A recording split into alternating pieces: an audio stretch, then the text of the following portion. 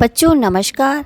बच्चों आज की वीडियो में हम देखेंगे कक्षा 7 विशेष संस्कृत मंजूषा से चतुर्थ पाठ अति लोभो न कर्तव्य, इस पाठ का हिंदी अनुवाद।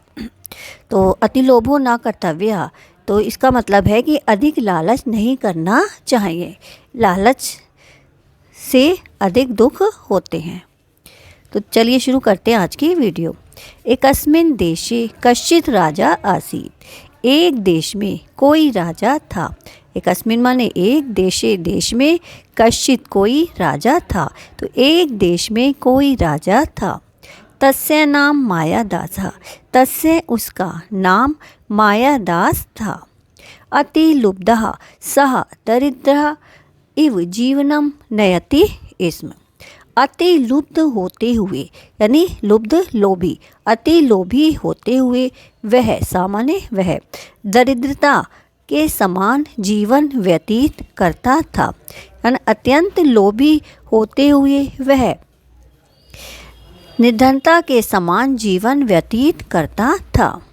एकदा को अपि मुनि मायादासस्य प्रासादम आगच्छत्। एकदा एक बार, को अपि कोई, मुनि मायादास के प्रासादम महल में आगच्छत आए। तो एक बार कोई मुनि मायादास के महल में आए। नृपति तम मुनि सत्कारेण अतोष्यत।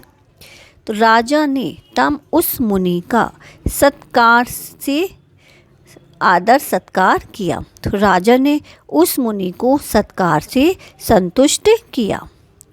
नृपतीनां सत्कृतः संतुष्टः मुनि अवदत्। राजा के द्वारा सत्कार से संतुष्ट मुनि अवदत् बोले। तो राजा के द्वारा सत्कार से संतुष्ट मुनि बोले या प्रसन्न मुनि बोले। नृपते राजन, स्वस्तु ते, तुम्हारा कल्याण हो। अभिष्ट वरम वर्य इति, अभिष्टम मन चाहा वरदान मांग लो।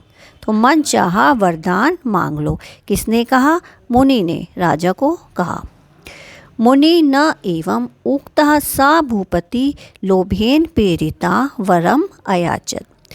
तो मुनि के द्वारा इस प्रकार उक्ता कहे जाने पर सह उस भूपति राजा ने लोभ से यानी लालच से प्रेरित होकर वर मांगा।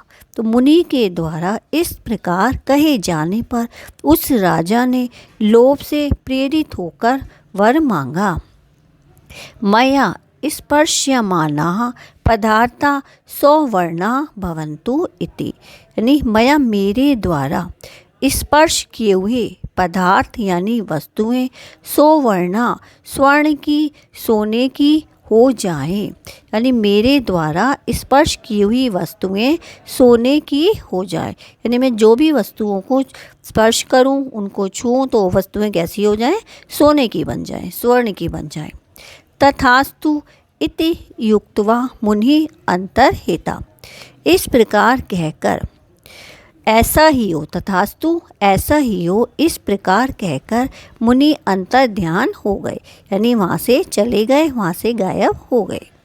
मुने वरम लब्धा गृहं प्रविष्टा मायादासा तत्र स्थितानि वस्तुनि अस्पृशत। मुनि से वरम वर को लब्धा प्राप्त करके घर में प्रवेश करके मायादास ने तत्र वहाँ स्थित वस्तुओं को स्पर्श किया। तो मुनि से वर प्राप्त करके घर में प्रवेश कर मायादास ने वहाँ रखी हुई वस्तुओं को स्पर्श किया। तेन स्पृष्टानि वस्तुनि सद्या एव सौवर्णानि जातानि। उसके द्वारा स्पर्श से वस्तुएं सद्या तुरंत एव ही सोने की हो गईं। उसके स्पर्श से वस्तुएं तुरंत ही सोने की हो गईं। तद दृष्ट्वा उसको देखकर सह नितरा अतुष्यत। उनको देखकर वह अत्यंत संतुष्ट हुआ। तथा तस्य मैति पिपासा जाता। तभी उसको बहुत अधिक प्यास लगी, पिपासा प्यास लगी। सा जलम पातुम उद्यता अभवत, वह जल पीने के लिए उद्धत हुआ यानी तैयार, अभवत हुआ, तो वह जल पीने के लिए तैयार हुआ। तेन स्पृष्टम जलम अपि सुवर्ण पिंडम अभवत, उसके स्पर्श से जलम अपि जल भी सोने का पिंड हो गया यानी सोने का बन गया। साधु उक्तम ना मृषा भवति, तो साधु का वचन मृषा झूठा नहीं होता, यानी साधु जो कहते हैं वो बात झूठी नहीं होती। बच्चों अब आगे देखिए। तस्मिन् अवसरे राजकुमारी कुसुम मंजरीम आदाय तत्र आगता, उसी समय राजकुमारी कुसुम फूलों की मंजरी लेकर तत्र आगता, तत्र वहाँ आई, तो उसी समय राजकुमारी फूलों की मंजरी लेकर वहाँ आई। पिताजी अतीव सुंदराणी माने कुसुमाने, ये फूल अत्यंत सुंदर हैं। इति अवच्चा अवदत, इस प्रकार कहा या वह बोली। नृपति ताम मंजरी करेण स्पृशयत, राजा ने ताम उस मंजरी को हाथ से, कर कहते हैं हाथ को, हाथ के द्वारा हाथ से छुआ यानी स्पर्श किया।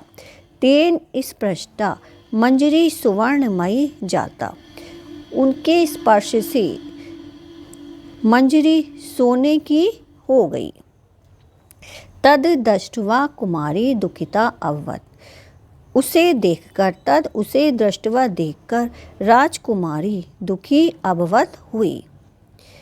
सुताम समाश्वास्यतुं प्रवृत्तः सह मायादासः ताम अंके उपवेशयति, पुत्री को आश्वस्त करने के लिए यानी भरोसा दिलाने के लिए मायादास ने ताम उसको गोदी में बिठा लिया, उपवेशयति बैठा लिया, अंके गोदी में बैठा लिया।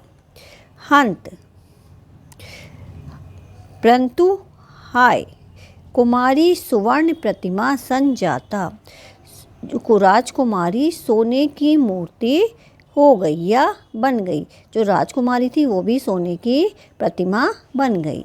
मायादासा शोकेन उच्चे व्यल्पत, और मायादास शोक के कारण यानी दुख के कारण उच्च जोर से व्यल्पत विलाप करने लगा, और मायादास शोक के कारण जोर से विलाप करने लगा। तदा भाग्यात् सा ए मुनि नृपते पुरतः प्रत्यक्षम अभवत, तभी भाग्यात् भाग्य से वे ही मुनि राजा के पुरतः सामने प्रकट हो गए, तो तभी भाग्य से वह मुनि राजा के सामने प्रकट हो गए।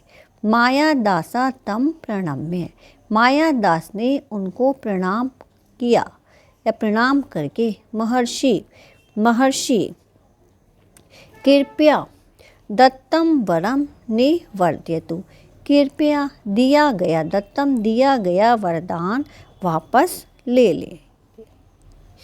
इयं कुमारी मम जीवितम स्यात् इति न्यवेदयत्, यह राजकुमारी मेरी जीवित हो जाए इस प्रकार निवेदन किया। महर्षि अवदत, मुनि बोले, मायादास तव्य स्वर्णस्य महत्वम गणितम, तुम्हें अब सोने का महत्व समझ में आ गया होगा, यानी तुमने सोने को अधिक महत्व दिया। वस्तुतः तत् तुच्छम, वस्तुतः वास्तव में वह तुच्छ है। उद्यानात् जलम आन्य, उद्यान से यानी बगीचे से, उद्यान से जल लेकर आओ। तेन जलेन सिक्तानि वस्तुनि पूर्व अवस्थां प्राप्स्यन्ति, उस जल से सींची गई वस्तुएं पहले की अवस्था को प्राप्त होंगी। यानी जब तुम उस जल से वस्तुओं को सींचोगे, उस वस्तुओं पर जल डालोगे, तो पहले की स्थिति को प्राप्त कर लेंगी, पहले ही जैसी हो जाएंगी। इति युक्त्वा मुनि तत्रवान अंतर्हिता।